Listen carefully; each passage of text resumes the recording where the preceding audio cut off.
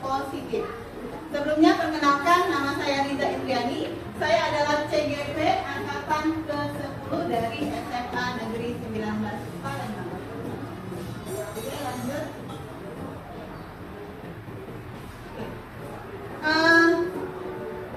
Hari ini ya, saya akan mengimbaskan kepada teman-teman sekalian yaitu tentang budaya positif. Tapi sebelum kita masuk kepada konsep inti budaya positif ini, tentunya kita sudah tahu atau kita sendiri sudah sering merasakan atau kita sendiri juga melakukan budaya-budaya positif ini di lingkungan sekolah kita.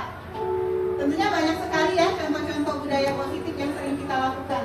Salah satunya misal senyum, sapa, salam, atau menjaga kebersihan, itu merupakan suatu budaya positif. Nah, hari ini saya akan memberitahu atau mengimbaskan kepada teman-teman sekalian bagaimana cara mewujudkan budaya positif itu sendiri. Oke, sebelum kita masuk, kita harus mengenal dulu yang namanya konsep inti dari budaya positif itu sendiri. Adapun konsep inti dari budaya positif itu sendiri, yang pertama adalah perubahan paradigma belajar. Yang kedua, itu adalah disiplin positif. Yang ketiga adalah nilai-nilai kebajikan. Yang keempat adalah kebutuhan dasar manusia. Yang kelima, motivasi perilaku manusia. Yang keenam, posisi kontrol guru. Dan yang berikutnya, keyakinan kelas. Dan yang terakhir adalah segitiga restitusi. Nah, apa saja yang akan kita pelajari adalah beberapa hal yang sudah saya paparkan di atas tadi. Oke, teman-teman sekalian, ya. Sebelum kita naik materi yang pertama yaitu perubahan paradigma. Dalam perubahan paradigma, ya, pembelajaran dengan paradigma baru merupakan pembelajaran yang dirancang berdasarkan prinsip pembelajaran, ya, yang berdiferensiasi. Apa itu berdiferensiasi? Berdiferensiasi adalah para peserta didik belajar sesuai dengan kebutuhan berdasarkan tahapan perkembangan sesuai teori psikologi modern untuk mewujudkan profil pelajar Pancasila. Jadi, ya, dalam perubahan paradigma ini, ya, kita sebagai guru, ya, nanti akan menerapkan namanya pembelajaran berdiferensiasi. Ya, apa itu berdiferensiasi? Yaitu pengelompokan dalam pembelajaran sesuai dengan kebutuhan siswa itu sendiri. Karena kita tahu siswa kita tidak berasal dari suatu daerah tertentu, pasti berasal dari berbagai macam daerah dan mempunyai kelakuan yang berbagai macam dan mempunyai keahlian yang berbagai macam pula. Karena hal-hal itulah maka seorang guru dibutuhkan atau dituntut untuk dapat mengelompokkan sistem belajar muridnya itu sendiri. Agar apa? Agar pembelajaran yang kita lakukan dapat maksimal. Ya. Karena ada siswa yang mampu belajar dengan menggunakan matanya saja. Ada yang bisa belajar dengan serius tanpa harus menggunakan musik, tapi ada yang harus dengan ribut menggunakan musik. Nah, jadi siswa itu mempunyai pola belajar yang berbagai macam. Nah, itulah tugas kita guru. Ya, tugas kita guru, kita harus dapat mengelompokkan hal-hal itu agar yang kita sampaikan bisa benar-benar nyampai atau bisa masuk ke dalam hati anak didik kita dan benar-benar bisa diingat oleh anak didik kita. Itulah manfaat berdiferensiasi. Nah, dan jangan lupa pula, ya, pembelajaran yang berdiferensiasi kita tidak boleh lepas dari tujuan kita yaitu profil pelajar Pancasila. Profil pelajar Pancasila ini ya terdiri dari kebinekaan global. Yang kedua itu bergotong royong. Jadi kita harus menyelipkan sifat-sifat bergotong royong dari pembelajaran kita. Terus kita juga harus mendidik anak kita untuk kreatif. Lalu kita harus juga mendidik agar anak kita mempunyai nalar yang kritis. Ya, nalar yang kritis itu sangat penting ya. Lalu anak kita harus kita didik dengan mandiri. Dan yang terakhir adalah tidak sangat pentingnya adalah beriman dan bertakwa kepada Tuhan yang Maha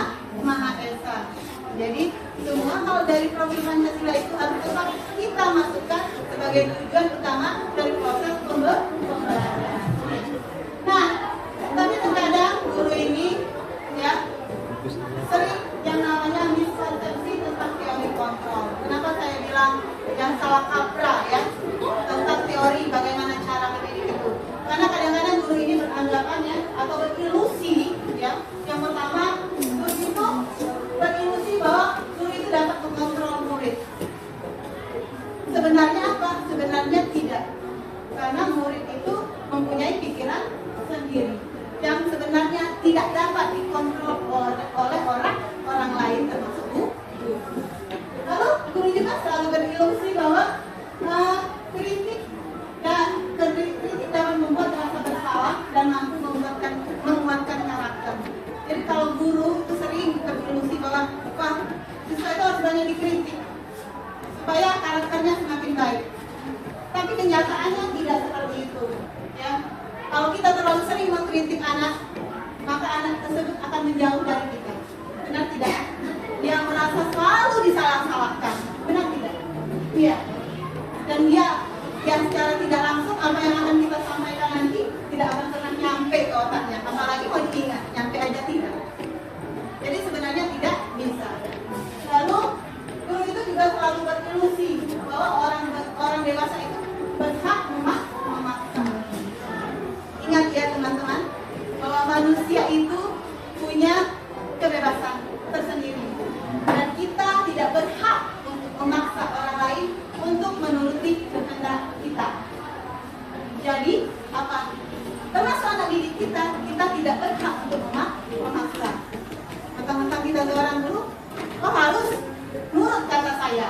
Mungkin dia akan nurut saat itu, tapi di luar dari mata kita memandang dia tidak akan melakukan itu lagi. Benar tidak? Terpaksa. Ya, terpaksa. Oke, yang berikutnya masih tadi ilusi yang berikutnya yaitu bahwa semua penguatan positif efektif dan bermanfaat. Nah, apa maksudnya? Penguatan positif pujian. Ya, mungkin kita terlalu sering memuji anak tersebut. Oh, kamu bagus sekali, nilai kamu bagus, dan terus kita puji secara terus-menerus. Ternyata tidak baik juga, ya. Karena apa dampaknya? Dengan sering memuji, maka anak itu melakukan sesuatu hanya untuk mendapat pujian dari kita. Tapi ketika kita tidak ada, ya sudah, dia lepas dari apa yang kita harapkan tadi. Jadi ternyata tidak bisa juga. Oke, lanjut.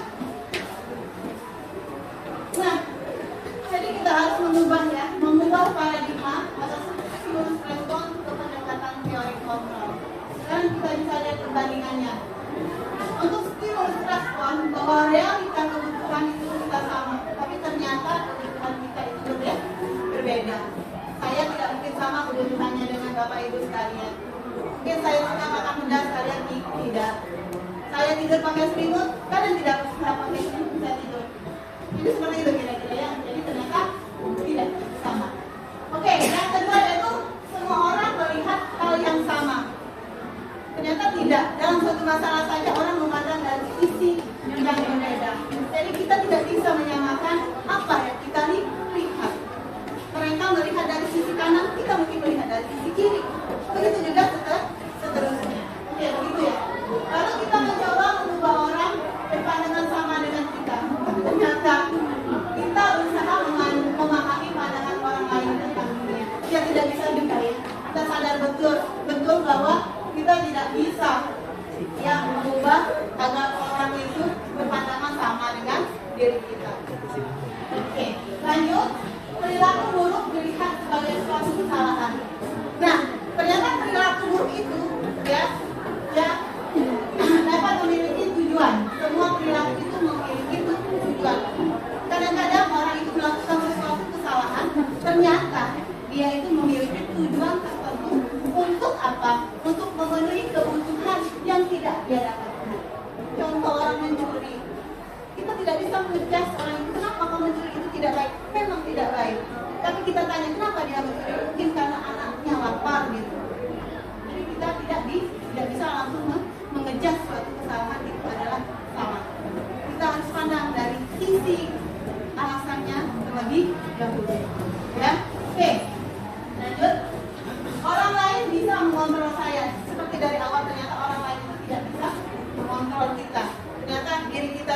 yang bisa mengontrol kita. Ya, misal kita punya keyakinan bahwa ini bagus, kata orang tidak bagus, apakah kita harus menurut dengan orang lain? Tidak. Ya, kita harus punya prinsip, benar sekali. Kita harus punya prinsip. Oke, benar sekali. Oke, saya. Terus pemaksaan ada pada saat rujukan itu gagal dilakukan, tapi ternyata tidak. Ya, sesuatu hal yang dipaksa tidak akan bertahan lama. Maka kesalahan itu akan terulang kembali ketika rujukan itu tidak kunjung datang lagi. Ya, benar kan? Jadi bagaimana? Maka yang lebih baik dilakukan adalah dengan kolaborasi dan konsekuensi untuk menciptakan pilihan-pilihan baru dari kesalahan. Oke, yang terakhir adalah model berpikir menang atau kalah. Nah, inilah yang sering kita lakukan ya. Kita merasa bahwa menang itu hebat dan kalah itu tidak hebat. Tapi ternyata dalam dunia pendidikan tidak seperti itu ya. Kita harus mempunyai model pembelajaran atau berpikir menang dan menang gitu. Jadi anak senang, guru juga senang. Ya, maka pembelajaran akan baik sekali. Oke, nah ini ada disiplin positif. Ya, apa sih disiplin positif itu sendiri? Ya, disiplin itu berasal dari disiplinnya, disiplina. Ya, dari kata itu yang artinya adalah belajar. Belajar disiplin mengacu pada disiplin diri yang memiliki rasa tanggung jawab terhadap apa yang dilakukannya berdasarkan nilai-nilai yang diyakini. Jadi disiplin itu adalah bentuk tanggung jawab dari hal-hal yang dia yakini. Kita bisa disiplin apabila kita meyakini, ya, kita meyakini sesuatu. Jadi kalau kita tidak yakin, bagaimana kita bisa melakukannya dengan baik? Oke, disiplin positif merupakan salah satu cara penerapan disiplin yang bertujuan untuk menumbuhkan kesadaran serta memberdayakan peserta didik tanpa imbalan, penghargaan, reward, ancaman atau hukuman. Nah, jadi kalau siswa tersebut atau peserta didik tersebut sudah mempunyai atau memiliki nilai-nilai keyakinan yang baik pada dirinya tanpa harus hukuman, tanpa harus reward, maka siswa itu akan melakukan hal-hal yang baik itu secara tersendiri atau secara sukarela. Ya, jadi sangat penting sekali bahwa nilai-nilai positif itu ya ditanamkan di dalam hati para murid-murid. Oke, pendidik bertujuan sebagai pendidik tujuan kita adalah menciptakan peserta didik yang memiliki disiplin diri sehingga mereka berperilaku mengacu kepada nilai-nilai kebajikan universal dan memiliki motivasi intrinsik dalam perubahan ke arah yang lebih baik. Ya. Jadi kita sebagai guru ya harus menumbuhkan motivasi intrinsik. Apa itu motivasi intrinsik? Motivasi benar yang berasal dari dalam diri siswa kita itu sendiri. Jadi dia itu sadar sendiri bahwa melakukan hal itu adalah salah. Oh, ini tidak benar. Saya tidak akan baik jika saya melakukan ini. Jadi dia sadar secara tersendiri ya panggilan hatinya untuk melakukan suatu kebaikan. Itulah tugas kita sebagai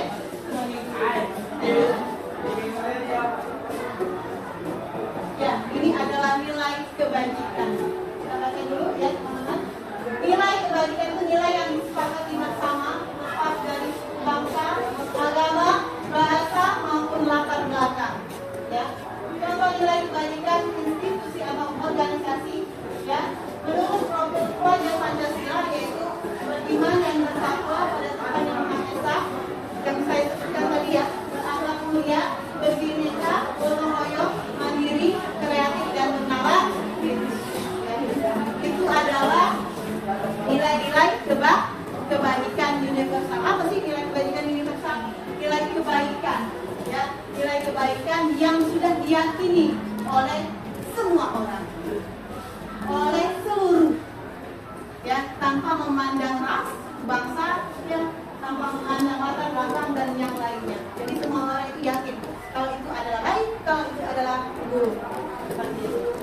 Oke, menurut Igo ya bahwa nilai-nilai kebajikan itu mencakup toleransi, rasa hormat, integritas, mandiri, menghargai, antusias,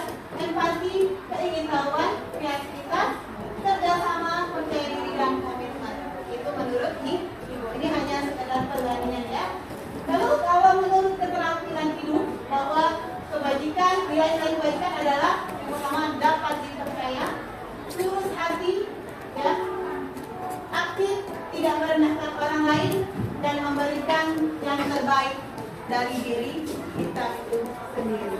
Oke, lanjut.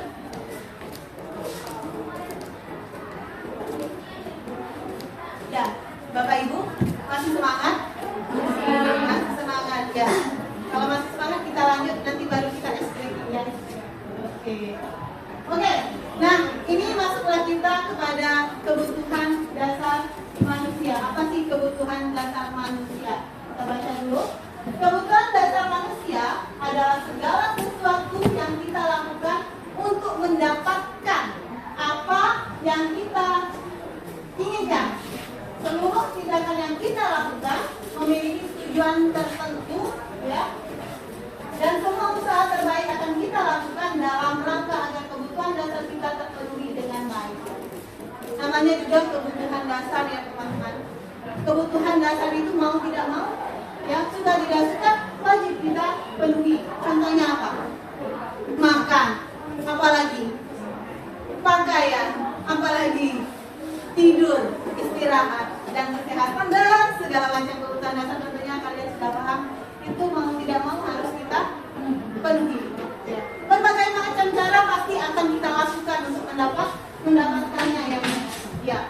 Kalau di rumah nggak ada beras, otomatis harus ada beras supaya kita bisa makan. Kalau kita di rumah baju kita koyak atau tidak ada baju, kita harus beli baju. Tidak mungkin kita tidak pakai baju kan? Oke. Dan tempat tinggal, tidak mungkin kita tidak mempunyai suatu tempat tinggal. Jadi segala macam usaha akan kita lakukan agar kebutuhan dasar kita itu bisa kita penuhi. Nah sekali, ya itulah kebutuhan dasar manusia. Nah ternyata ya manusia itu mempunyai 5 kebutuhan dasar. Ya apa sih 5 kebutuhan dasar manusia? Yang pertama kata saya tadi bertahan hidup. Di sana ada gambar apa teman-teman? Ada gambar apa? Gambar rumah. Ya, kita tidak akan bertahan hidup jika kita gelandangan di mana-mana ya. Pasti akan sulit sekali bagi kita orang-orang yang normal. Benar kan? Iya. Jadi kita akan bisa bertahan hidup ketika kita mempunyai tempat tinggal yang baik.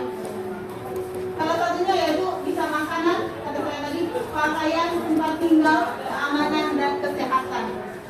Itu yang sangat kita butuhkan dan harus kita penuhi. Mau tidak mau, suka tidak suka, ya dengan berbagai usaha pasti akan kita penuhi. Oke. Yang kedua, kasih sayang dan rasa diterima. Seperti saya di sini, saya benar-benar merasakan kasih sayang kalian. Wah, benar loh. Karena kenapa? Saya sangat diterima. Saya di sini ya. Dengan ya kalau kalian tidak menerima saya, tidak mungkin kalian menerima saya di sini kan? Ya, artinya kebutuhan dasar saya hari ini sudah terpenuhi dan terima kasih sekali saya ucapkan untuk segala bentuk cintanya hari ini kepada saya, sudah mau menemani saya 1 jam ke depan ya. Mohon maaf kalau nanti ada salah ya. Oke. Nah, kasih sayang, rasa diterima, dipedulikan. Saya dipedulikan hari ini ya, ditolongi sama kalian. Terima kasih ya. Terus berbagi. Di sini saya juga berbagi sama kalian. Kita berbagi ilmu ya, berbagi ilmu. Saya dapat ini karena saya ikut guru penggerak dan saya sangat cinta pada kalian. Saya bagikan pada kalian. Seperti itu kan? Oke. Terus, nah nanti setelah kita berbagi, semoga nanti kita bisa bekerja sama ya, menjadi bagian dalam kelompok yang baik ya. Itu bentuk dari kebutuhan dasar. Oke, yang kedua, penguasaan. Apa itu penguasaan? Kita baca ya. Penguasaan adalah harga diri, keinginan untuk dianggap, terus memimpin, berprestasi, diakui dan didengar ya. Jadi didengar itu sangat penting ya. Banyak sekali ya, sekarang sudah ada lagunya yang tidak didengarkan. Apa itu lagu itu? Nah, sampai dicurhatkan dalam bentuk sebuah lagu. Mungkin karena dia kurang yang dalam kebutuhan dasarnya di penguasaan ya. Oke, harga diri, keinginan untuk dianggap. Jadi kalau orang diajukan enak nggak Bapak Ibu? Tidak ya, tidak enak sekali kalau kita datang orang tidak peduli, ketika kita hadir tidak peduli juga, terus pendapat kita tidak didengar. Sungguh rasanya seperti apa? Tidak didengar oleh teman, tidak enak, apalagi tidak didengar oleh anggota keluarga kita. Jadi hal itu sangat kita butuhkan sekali, ya, penghargaan seperti ini. Ya, berprestasi. Ya, kita semua tentunya ingin sekali menjadi manusia yang berprestasi. Segala macam usaha akan kita lakukan montang-panting, untuk mencari suatu prestasi agar kita bisa diakui.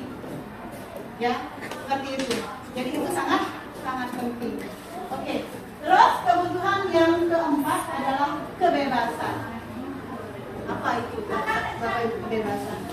Kebebasan itu yaitu mandiri, memiliki pilihan, ya, mencoba hal baru, mampu mengendalikan arah dirinya. Ya, artinya dia bebas mau kemana saja. Dia bebas untuk menentukan hidupnya. Dia bebas untuk melakukan sesuatu. Tapi ingat, dalam hal yang positif dan tidak merugikan orang lain. Tapi ternyata kebebasan itu sangat penting dalam diri kita. Karena kalau kita merasa tidak bebas, maka kita akan apa? Melakukan sesuatu itu terpaksa, ya. Betul? Betul. Jadi kebebasan itu sangat penting. Dan yang terakhir adalah kesenangan. Nah, semuanya pasti membutuhkan suatu kesenangan. Ya, mungkin ada yang hobi mancing. Ya, tujuannya, berarti dia sering mancing. Kita tidak bisa memaksa dia jangan mancing, karena kesenangan dia memancing. Benar kan? Iya. Ada orang lagu gara-gara dia mancing ada gitu. Ya, tapi harus ingat dengan waktu. Dan koridor, ya. Saya suka main. Iya. Dan ada yang suka main, ada yang suka tertawa, ada yang suka di depan laptop saja. Nah, ini semua orang punya kesenangan masing-masing. Tidak bisa. Oke. Capek ya? Enggak dong. Bosan ya? Enggak dong. Oke. Sekarang coba berdiri dulu sebentar.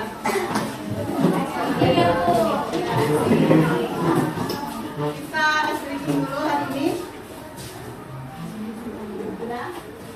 Siap? Oke. Sekarang kita nyanyi. Pernah dengar nyanyi satu tambah satu? Pernah nggak? Tapi kita praktekkan karena saya guru matematika nih. Saya ambil ice breaking yang seperti itu. Oke, saya contohkan ya seperti ini. 1 ditambah 1 gitu ya, sama dengan 2. 2 ditambah 2 sama dengan 4 gitu. 4 ditambah 4 sama dengan 8. Ya, gitu kan? Bisa nggak? Bisa dong. Terus 8 ditambah 8 sama dengan 16. Bisa nggak? Bisa nggak? Bisa. Bisa. Kita mulai ya. Sama-sama bernyanyi. Oke, betul nggak apa-apa. Oke, nggak apa-apa. Kita ikut dulu. Kita mulai ya. Bernyanyi sama-sama. Mulai ya. 1, 2, 3. 1 ditambah 1 sama dengan 2. 2 ditambah 2 sama dengan 4. 4 ditambah 4 sama dengan 8. 8 ditambah 8 sama dengan 16. Oke, bisa? Oke. Jadi pinggangnya tadi kan capek ya. Iya. Enggak, kalau capek malah saya goyang gini. Nah, Masya Allah. Bapak Ibu, teman-teman semua, silakan itu ada sedikit tanda cinta. Ya, ya. Terima kasih Bu Nisa. Nanti sedikit saya bisa ya dipakai di kelas masing-masing. Itu breaking guru matematika. Oke. Bisa lanjut kita? Oke, lanjut. Lanjut. Ngapalin teknik kira-kira? Kan udah Iya. Nah, kita lanjut lagi Bapak Ibu. Tadi pinggangnya sudah berputar-putar, ya, tangannya sudah berputar-putar. Kita masuk ke motivasi perilaku manusia. Nah, jadi ya, anak-anak kita di dalam kelas itu ternyata dalam hal melakukan sesuatu itu karena dia mempunyai motivasi. Motivasi itu ternyata ada dua. Ada yang namanya eksternal, ada yang namanya internal. Apa sih eksternal itu? Nah, jika di dalam murid kita temui murid kita ini, ya, dia misalnya misalnya melakukan sesuatu itu adalah untuk menghindari ketidaknyamanan hukuman. Misalnya Ibu Panca nih kalau datang, "Ma, kamu harus ini itu, kamu harus itu. Berarti kalau tidak ini, kamu akan saya hukum seperti ini." Nah, jadi anak tersebut akan melakukan apa yang dilakukan Ibu Panca karena takut akan hukuman Ibu Panca. Jadi mereka termotivasi, ya, untuk melakukan hal itu karena hukuman yang akan diberikan Ibu Panca. Takut mereka. Betul tidak? Iya. Tetap dilakukan tapi takut karena dihukum. Betul ya? Nah, terus kalau di dalam kelas kita menemukan ada siswa dan itu melakukan sesuatu hanya untuk mendapatkan imbalan ataupun hargaan orang lain, ya. Saya Ibu Aziza nih, kata Ibu Aziza, "Wah, kamu bagus sekali ya lukisannya, pintar sekali kamu, hebat nanti di depan, coba dipajang di depan." Dia bangga tidak anak-anak? Teman-teman, bangga ya? Wah, dipuji sama Ibu Aziza. Lalu apakah dia nanti akan melakukannya lagi? Iya, nanti dia akan berikutnya akan mencari lagi lukisan dan menggambar lukisan yang lebih bagus lagi. Betul? Betul. Tapi hanya untuk mendapatkan pujian Ibu Aziza. Betul? Terus tiba-tiba nih Ibu Aziza ini lupa ujinya karena Ibu Aziza ini lagi dikejar-kejar sama pengawas. Dia mau ngecek perangkat. Waduh, anak itu sudah siap nih, siap dengan lukisan terbarunya yang menurut dia sangat bagus, dan dia sudah berhayal bahwa hari ini saya akan dipuji lagi di depan oleh Ibu Aziza dan teman-teman akan melihat saya dengan bangga. Tapi sayang Ibu Aziza tidak datang ke kelasnya karena dia dikejar pengawas tadi. Ibu Aziza mau menemui pengawas tadi. Apa yang dirasakan anak itu tadi? Dia sangat kecewa. Zong hari ini teman-teman, saya tidak mendapatkan pujian. Lalu apa yang terjadi berikutnya? Dia akan malas kembali. Betul? Nah, sudahlah, Ibu Aziza itu nanti nggak datang lagi. Nggak usah buat lagi. Betul ya? Ya, aku capek-capek dari rumah. Tadi sampai mesen Gojek, Gokar sama saya, agar lukisan saya ini tidak terbang-terbang di tim Amin. Ternyata Ibu Aziza tidak datang.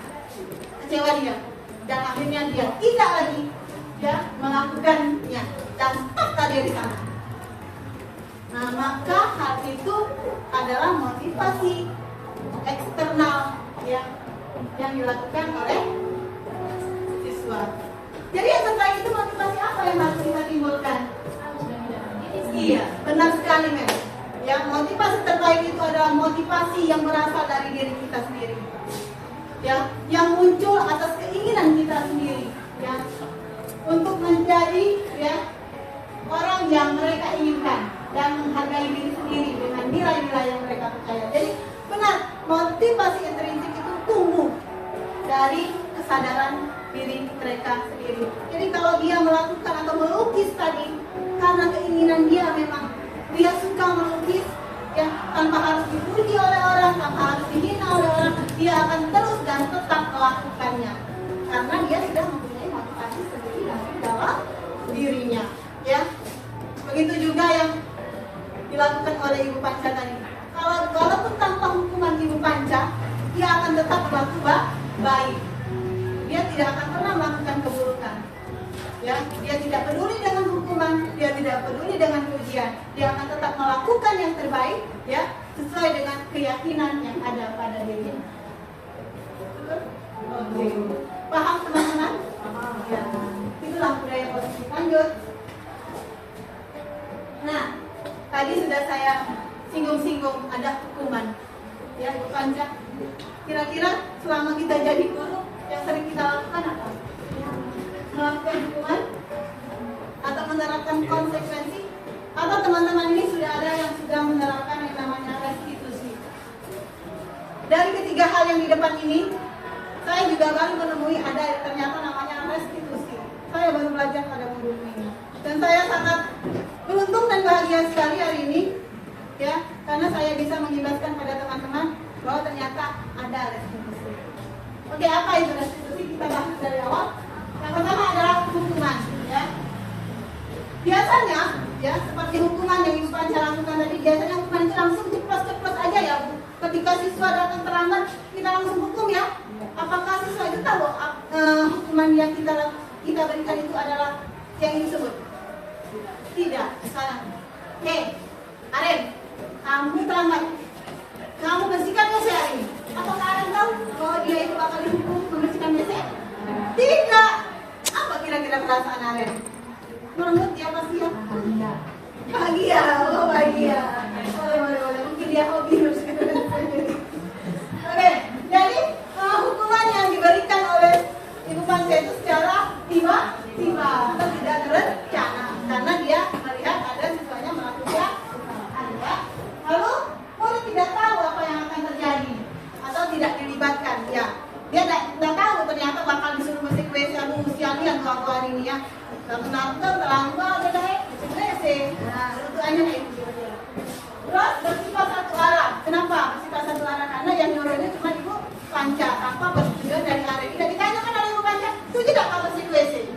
Tidak kan ditanya? Pokoknya harus gawe itu. Nah, berarti satu arah dong.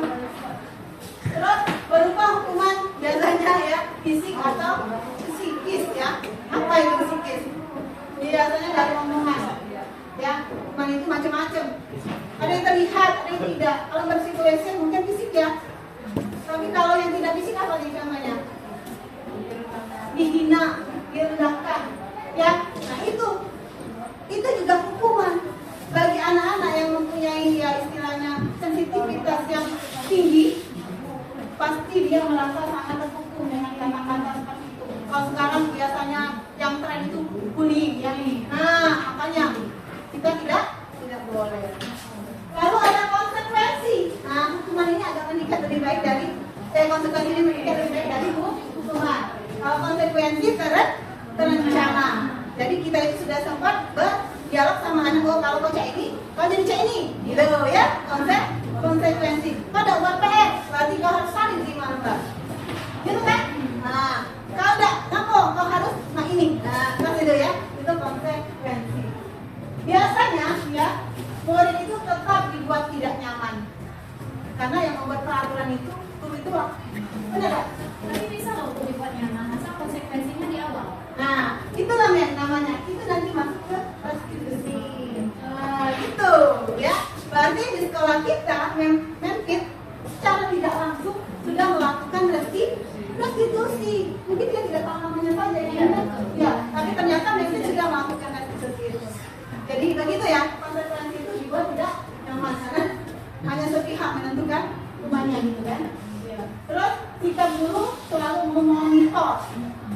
Ayo, sudah belum buat jawaban tugas tadi? Nah, gitu ya. Jadi agak sok-sok terapi anak itu tadi ya. Nah, ternyata dua hal itu masih dianggap kurang baik, hukuman dan konsekuensi. Jadi yang paling baik itu apa? Restitusi. Ya, apa itu restitusi? Nah, sekarang kita lihat. Restitusi adalah proses menciptakan kondisi untuk memperbaiki kesalahan atau proses kolaborasi yang mengajarkan murid untuk mencari solusi sendiri. Ya. Jadi dalam restitusi itu, ya, antara guru atau orang tua dengan murid itu terjadi dialog, kesepakatan yang mereka sepakati bersama. Hal itulah yang nanti menjadi tolak ukur, ya, yang akan membuat disiplin diri atau disiplin positif itu tadi. Jadi nanti restitusi itu ada tahap-tahapan sendiri. Nanti akan saya jelaskan. Oke, lanjut. Nah, ini ada 5 posisi kontrol seorang guru. Ya, jadi ternyata kita tidak kita sadari, kita ini mempunyai 5 posisi kontrol. Yang pertama apa, teman-teman? Adalah penghukum. Saya rasa sudah lumrah sekali dari saya sekolah zaman dahulu, rata-rata guru itu adalah seorang penghukum yang handal. Iya, betul? Iya, saya sering sekali menemuinya kan. Yang kedua adalah pemantau. Dia selalu memantau apa yang dikerjakan para siswanya. Betul? Iya, kepo kata kita ya. Oh, guru ini kepo nih, kata-kata gitu. Nah, gitu ya, teman-teman. Nah, itu pemantau. Terus membuat rasa bersalah. Jadi guru itu kadang-kadang sudah membujuk kita, jadi kita tuh dibuatnya sangat bersalah dengan kesalahan dia. Ya betul? Iya, ada guru yang seperti itu. Jadi dia kalau menyelesaikan masalah itu dibuatnya siswa itu seperti benar-benar merasakan salah, perbuatan itu salah, siswa curang. Gitu ya. Terus teman, nah, ya teman. Bagaimana itu banyak juga guru yang atau memposisikan dirinya dalam teman. Teman itu biasanya dia itu dengan siswa lebih bersahabat, bisa lebih friendly ya. Nyaman. Lebih nyaman. Jadi siswa itu dibuat nyaman, curhat-curhatan kayak teman ya. Kayak kalau kita dengan teman biasanya curhat, ada solusi gitu ya. Iya, biasanya siswa lebih nyaman curhat sama gurunya. Nah, yang terakhir adalah manajer. Oke, apa itu manajer? Oke, nanti akan kita bahas. Lanjut. Ini dia penghukum. Kita bahas satu-satu ya. Ada sebuah kasus nih yang terjadi di sekolah kita. Siswa tidak memakai atribut lengkap saat upacara bendera. Masya Allah, sering terjadi. Benar? Benar. Tak pakai dasi, tutup pipi bambu dan gimana? Oke, betul? Kaos kaki hitam, tutup di sepan atau rok dan gimana? Ya, artinya dia atribut yang tidak sesuai ya. Nah, karena tidak kesesuaian itulah maka guru itu tiba-tiba menjadi penghukum. Tung datang gurunya. Ketika melihat siswanya tidak memakai dasi, hei kamu, ya misalnya, hei Gigi, kamu tidak pakai dasi. Nanti sudah upacara, hormat ke depan yang bendera. Dan menghukumkan dia. Iya, apa hukumannya? Hormat di depan ya bendera. Kasihan ke anaknya. Kasihan juga. Maksudnya capek pasti. Oke. Yang kedua, membuat rasa bersalah. Ya, membuat rasa bersalah ini biasanya seperti ini. Berapa kali ibu harus memberitahu kamu selalu saja mengecewakan ibu. Nah, jadi ibunya tuh merasa dikecewakan ya. Jadi anaknya tuh merasa sangat bersalah ya. Nah, seperti itu ya. Berapa kali kamu yang mengecewakan ibu? Nah, seperti itu ya. Paham? Paham. Oke, lanjut. Dengan kasus yang sama, ya, bagaimana posisi guru sebagai teman? Ya, begini, kata-katanya. Ayo dong, ikut aturan sekolah. Tolong ibu. Ya, kali ini, katanya. Atau dia bilang, ya sudah, tidak apa-apa, lain kali jangan berbuat seperti ini lagi ya. Nah, jadi dia seolah-olah memaafkan ya. Tapi sebenarnya dia memberi tahu, tapi dengan bahasa yang baik ya, seperti itu. Oke, nah ini yang pemantau. Ada satu pemantau.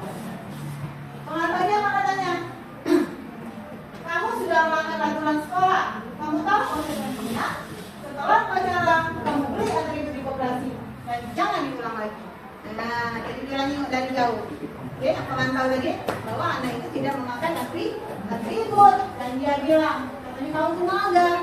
Ya, nanti setelah upacara dengan konsekuensinya kamu harus beli atribut sekolah dan tidak boleh mengulangi lagi. Gitu ya katanya. Iya. Paham?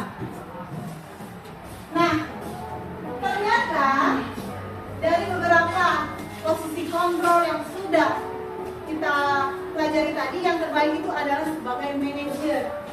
Kenapa? Nah, coba lihat bahasanya. Apa kamu tahu kesalahanmu? Kita tuh nanya ya sama siswa nih yang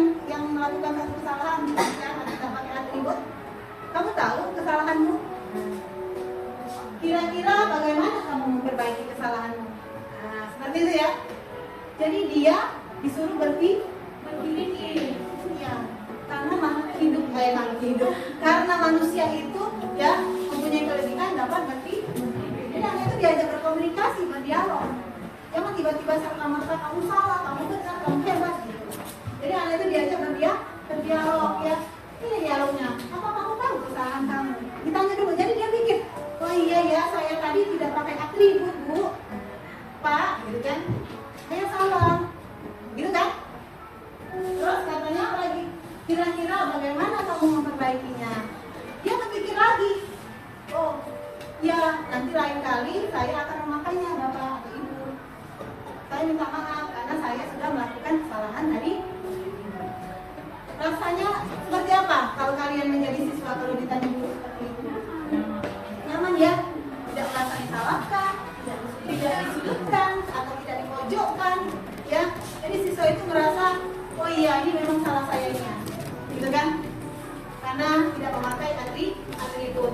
Saya akan melakukan ini supaya kesalahan saya tidak saya lakukan lagi. Paham? Jadi kita sebagai guru ya sebaiknya ya mempunyai posisi kontrol yang lebih baik itu adalah sebagai manajer. Oke, lanjut. Nah, ini ada pertanyaan Bapak Ibu. Kan tadi kita sudah bahas nih tentang posisi kontrol kita seorang guru. Ada 5 ya. Saya mau uji nih, tapi uji sih maaf. Saya mau nanya nih, maaf ya, sorry, salah. Saya mau nanya nih kepada teman-teman semua, apakah yang sudah saya sampaikan tadi bisa diterima dengan baik? Ini ada beberapa pertanyaan tentang posisi kontrol. Siapakah aku? Atau di posisi manakah aku? Nah, gitu ya. Bisa? Mengerti? Oke. Oke, kita mulai ya. Yang pertama, ini seorang guru bilang pada muridnya, saya kecewa sekali dengan kamu. Kira-kira itu di posisi kontrol apa ya Bapak Ibu? Putri? Itu kalimat saya kecewa sekali dari kamu itu terdapat di posisi kontrol saya membuat rasa bersalah. Membuat rasa bersalah. Bagaimana kita lihat benar atau salah ya? Oke, coba kita lihat benar. Iya, benar sekali ya. Oke, siapa sudah benar kita kasih tepuk. Wow, bisa? Bisa. Nah, saya praktek dulu. Kan sudah benar nih, berarti Ibu Putri sudah paham benar bagaimana posisi kontrol dalam membuat rasa bersalah. Gini, tepuk, wow. Kasih W, kasih O, kasih W, wow, gitu ya. Bisa nggak? Biasa. Kami gede ini nggak apa-apa, biar gimana? Iya. Kita gitu ya. Mulai ya. Tepuk, wow. Kasih W, kasih O, kasih W. Wow. Oke, terima kasih Bu Putri. Paham ya Ibu Putri ya? Oke, kita lanjut lagi nih. Mau lagi nggak?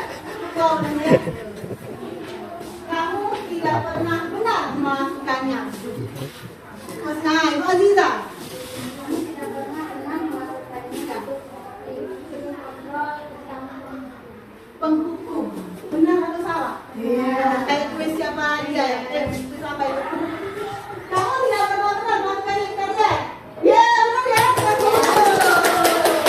tepuk apa ini? Tepuk, wow.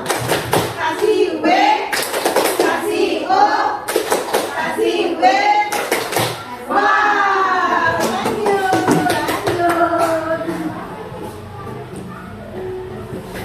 Nah, ada lagi nih. Apa rencanamu untuk menyelesaikan masalah? Ayo serta. Oke, akan rencanamu Untuk menyelesaikan masalah. posisi kontrolnya adalah sebagai manajer. Sebagai Manajer. manajer. Kenapa bisa sebagai manajer? Karena itu yang paling tinggi ya, jadi dia bisa Iya. Dia menanyakan rencana. Kita lihat sama-sama ya. Apakah dapat uang lagi? Oke, coba kita lihat, Kakak. Oke, benar. Sebagai manajer. Tepuk, wow. Kasih W, kasih O, kasih W. Wow. uangnya ditambah gitu. Jangan kau katakan kayak gini ya. Lanjut ya, posisi kontrol lagi. Yang satu lagi. Ayo lakukan demi Bapak Ibu ya. Siapa itu? Ibu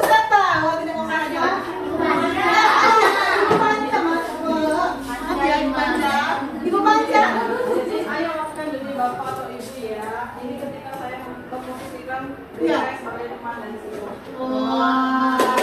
Coba kita lihat benar atau salah. Coba lihat mereka. Yeay. Tepuk wow. Kasih W, kasih O, kasih W. Wow. Salahnya. Oke. Lanjut, ada lagi nggak? Ada ya? Satu lagi. Oke. Jika salah. Kamu tidak pernah mendapat nilai jika tidak mengerjakan tugas. Siapa nih yang tahu? Saya coba Bu. Oke, silakan Ibu. Kamu tidak pernah mendapat nilai jika Ya. tidak mengerjakan tugas.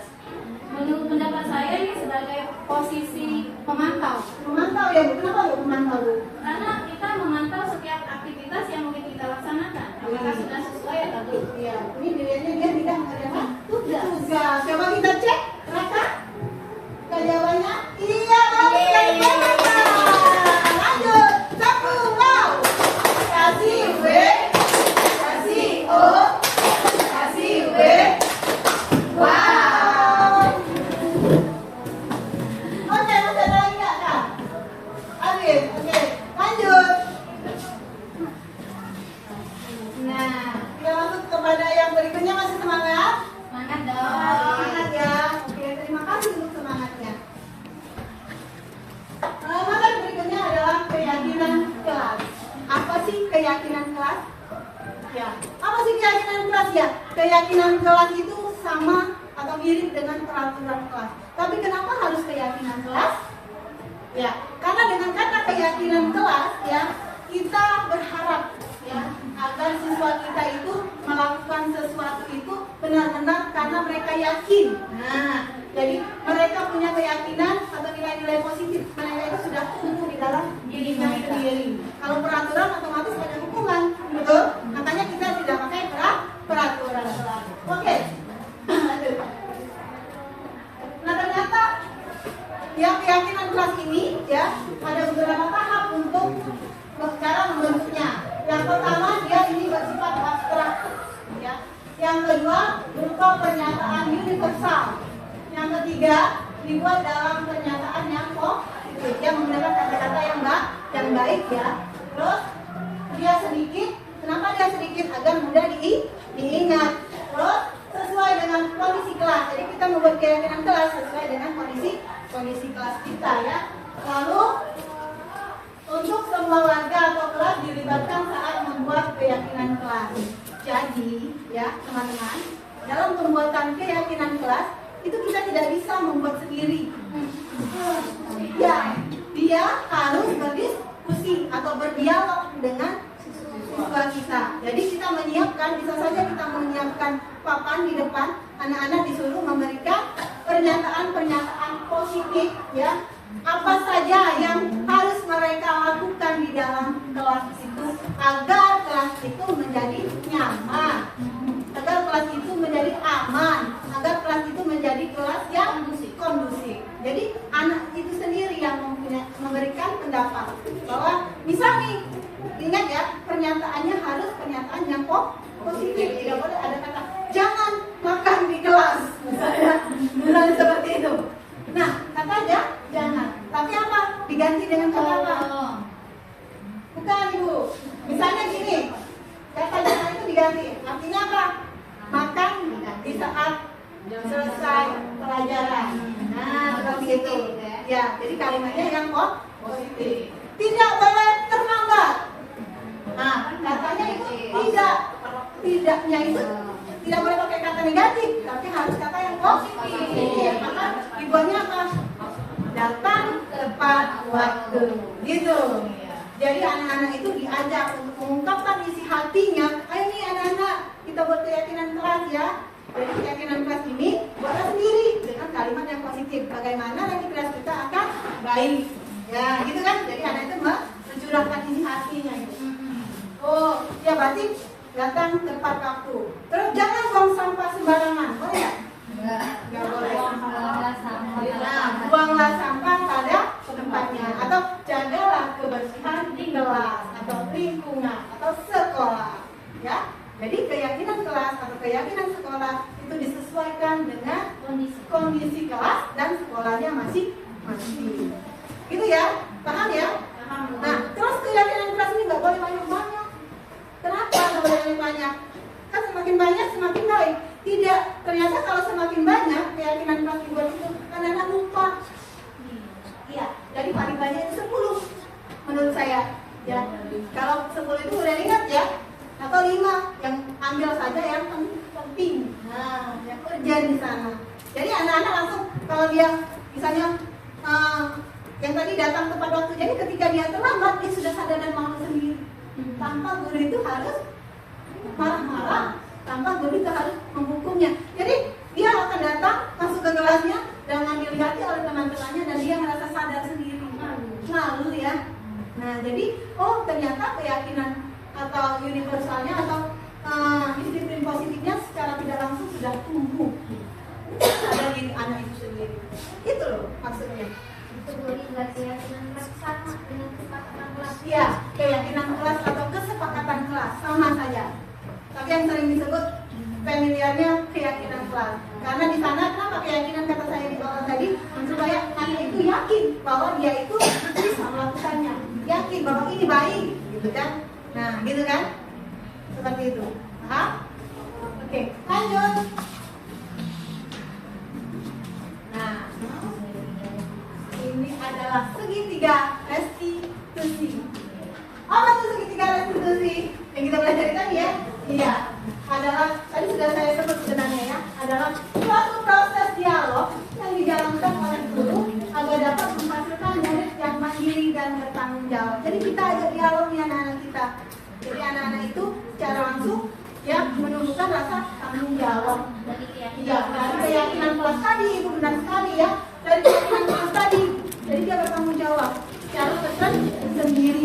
Nah, gitu. Ada langkah-langkahnya ya. Yang pertama adalah validasi. Ya, menstabilkan identitas. Yang kedua, validasi tindakan yang salah, dan yang terakhir menanyakan keyakinan. Apa sih itu? Nah, sekarang lanjut. Ya, menstabilkan identitas.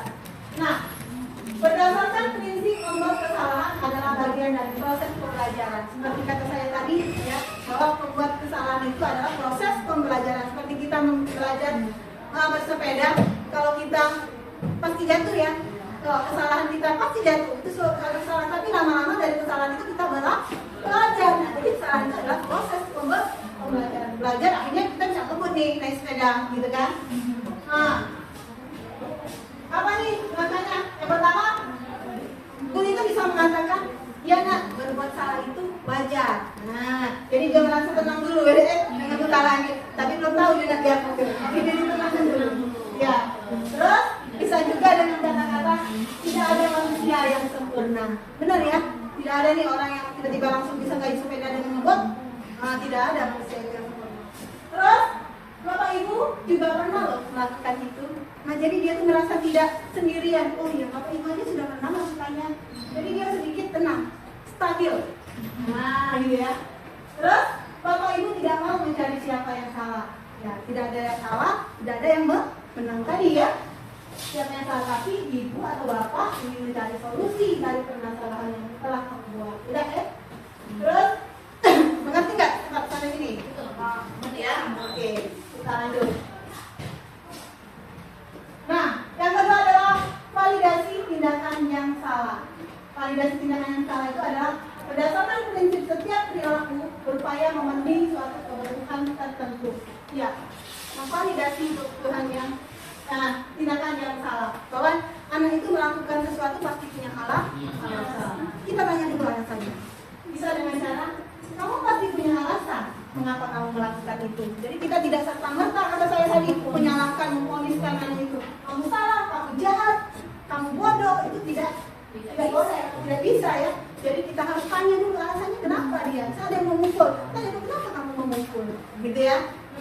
Nah, terus yang kedua bisa dengan kata-kata, padahal kamu bisa melakukan yang lebih buruk dari ini ya. Nah, misalnya dia melakukan memukul, kamu bisa ya melakukan ini, kenapa kamu tidak melakukan? Kamu tidak mempunyai pikiran, atau kita balik, kamu pasti bisa melakukan yang lebih baik dari ini. Bisa juga seperti itu kata-katanya, ya. Oke. Terus yang berikutnya katanya, kamu patut bangga karena kamu telah melindungi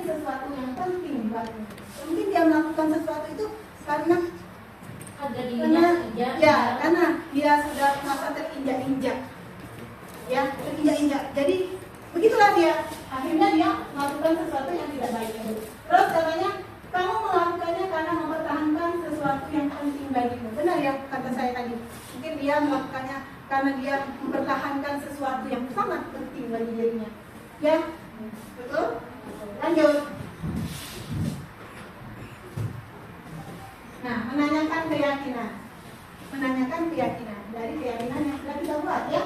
Berdasarkan prinsip teori kontrol bahwa pada dasarnya kita termotivasi secara intrinsik, yaitu kata-katanya bisa optimis ya. Nah, itu ya.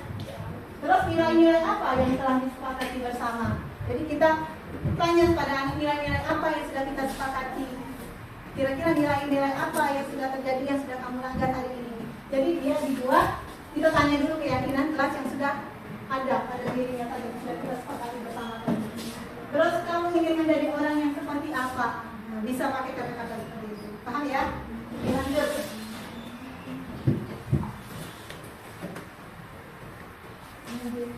Nah, ini adalah salah satu contoh penerapan di bidang restitusi yang sudah saya lakukan. Ya, boleh kita tonton. Dimainkan.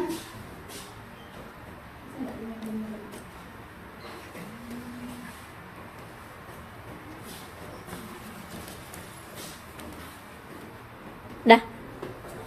Oke teman-teman semua, ya sampai kita pada penghujung acara kita dalam pengimbasan budaya positif pada hari ini, ya semoga apa yang kita sampaikan, yang saya sampaikan tadi bisa diterima dengan baik, bisa kita terapkan bersama-sama demi kebaikan anak didik kita semua. Ya, amin. Ya Rabbal Alamin.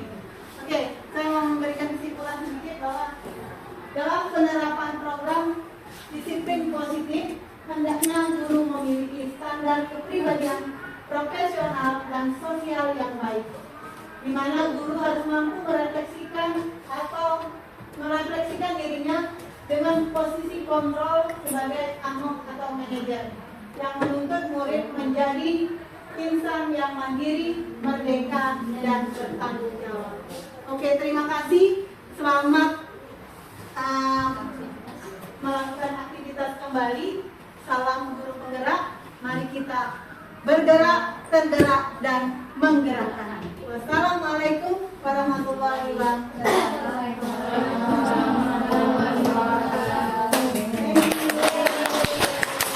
Terima kasih ya.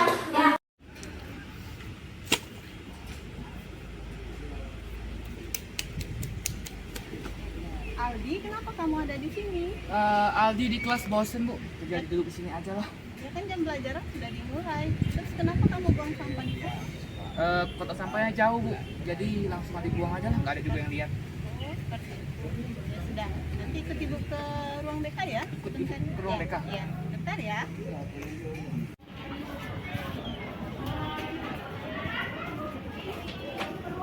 Silakan duduk Aldi. Oke. Ibu mau tanya nih sama Aldi, kenapa sih Aldi tadi keluar kelas, kan jam pelajaran sudah dimulai. Terus ibu lihat tadi Aldi buang sampah sembarangan. Tadi Aldi keluar kelas pada saat jam pelajaran karena Aldi bosan bu di kelas. Jadi Aldi duduk saja di situ tadi. Kemudian untuk yang buang sampah sembarangan itu karena tempat sampahnya jauh bu. Jadi Aldi males buat buang sampah di kotak sampah. Oke. Aldi buang saja di situ. Seperti itu. Oke, ibu mengerti apa yang Aldi rasakan. Memang kadang-kadang kita sebagai manusia juga kadang-kadang kita merasa bosan dan kita merasa malas, tapi kita harus bisa mengendalikan rasa malas kita dan rasa bosan kita, karena semua hal itu tidak baik untuk diri kita ya nak ya. Oke, nah sekarang kira-kira keyakinan kelas mana yang sudah Aldi langgar hari ini? Untuk keyakinan kelas yang sudah Aldi langgar itu yang pertama itu tetap berada di kelas pada saat jam pelajaran, kemudian menjaga kebersihan bu. Oke, nah Aldi tahu tidak apa nanti yang akan Aldi lakukan? Pertama-tama Aldi tidak akan lagi keluar kelas pada saat jam pelajaran bu. Oke, Dia akan tetap di bagus. kelas, kemudian Aldi akan membuang sampah pada tempatnya bu. Oke, semoga apa yang sudah Aldi lakukan hari ini tidak Aldi lakukan lagi ya. Iya bu. Nah, ibu sangat berharap nanti kedepannya Aldi tetap berada di dalam kelas pada saat belajar dan Aldi tidak lagi membuang sampah sembarangan ya, dan tetap menjaga kebersihan sekolah kita. Oke Aldi, terima kasih ya, jangan lagi ya anak buat yang seperti itu. Silakan kembali ke kelas dan jangan lagi berbuat melanggar peraturan. Terima kasih Aldi. Bu, Ali duluan ya Bu. Oke. Assalamualaikum anak-anak.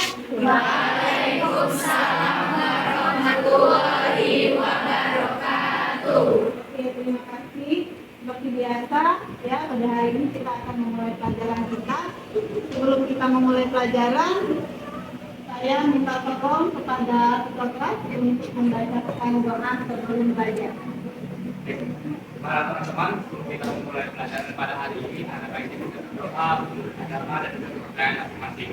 Berdoa dimulai.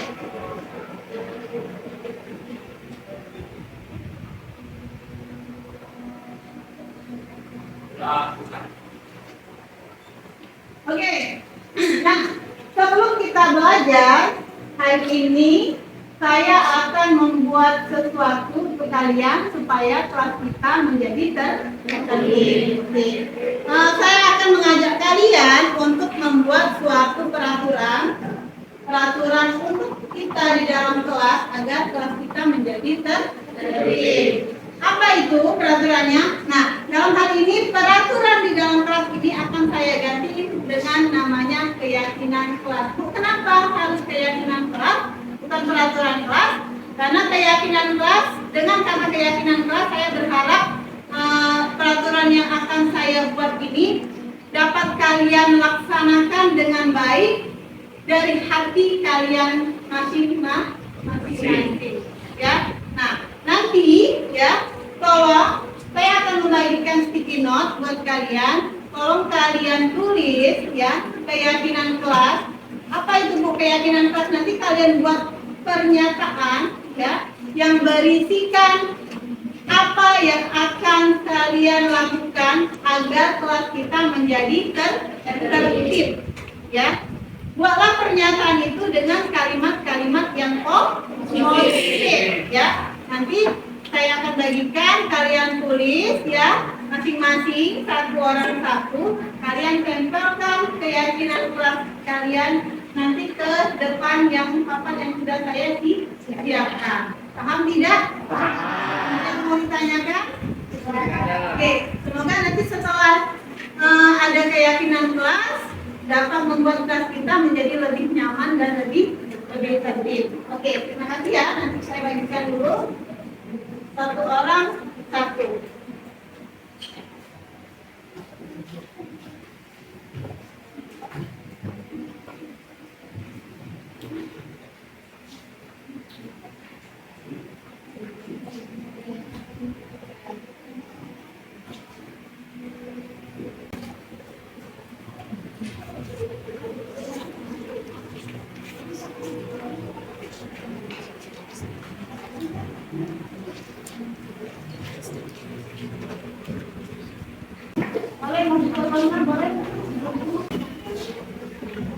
Ya, silakan kalian tulis masing-masing satu orang satu pernyataan.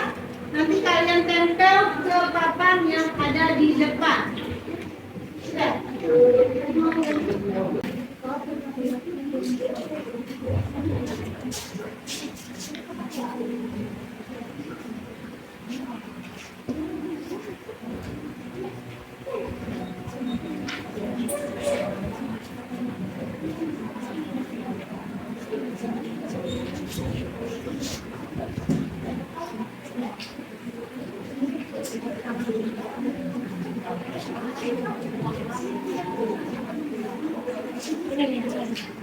Oke, silakan.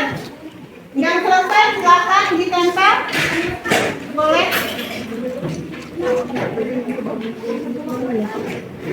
Boleh bergantian menempelkan. Iya.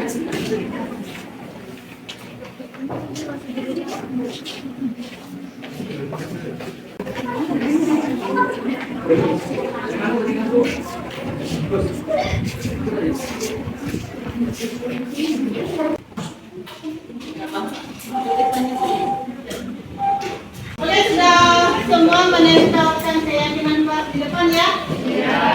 Sekarang kita akan melihat dan memilih keyakinan kelas mana yang akan menjadi keyakinan kelas yang akan digunakan di dalam kelas kita. Oke.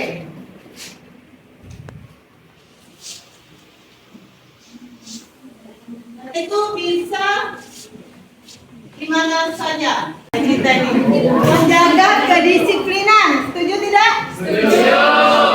Oke. Menjaga kedisiplinan kita tahu ya. Iya. Oke. Terus menjaga dan mempedulikan properti-properti yang ada di dalam kelas. Oke tidak? Oke. Kita pilih lagi ya. Membuang sampah pada tempatnya, menjaga kelas biar bersih dan belajar menjadi nyaman. Oke.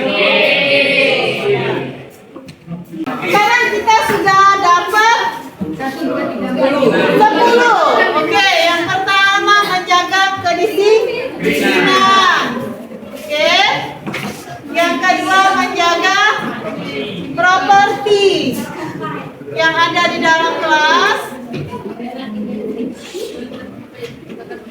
Ya, membuang sampah pada tempatnya, menjaga kelas biar bersih. Oke. Tetap di kelas. Makan saat jam istirahat. Oke? Oke. Simpan handphonemu ketika guru sedang menjelaskan. Oke banget. Nih. Memperhatikan guru dan orang yang sedang menjelaskan sama ya? Iya. Sama, oke. Kita harus berdoa, oke? Berdoa sebelum belajar deh. Oke. Harus biasakan mengerjakan PR tepat waktu. Betul. Ada yang setuju nih ya? Mengerjakan kewajiban piket kelas sudah belum? Belum. Piket kelas. Oke. Datang ke sekolah tepat waktu. Oke. Oke, sesi terakhir yaitu penandatanganan keyakinan kelas. Untuk ketua kelas dan sekretaris, saya harap untuk maju ke depan untuk menandatangani keyakinan kelas yang sudah kita buat tadi. Oke, silakan.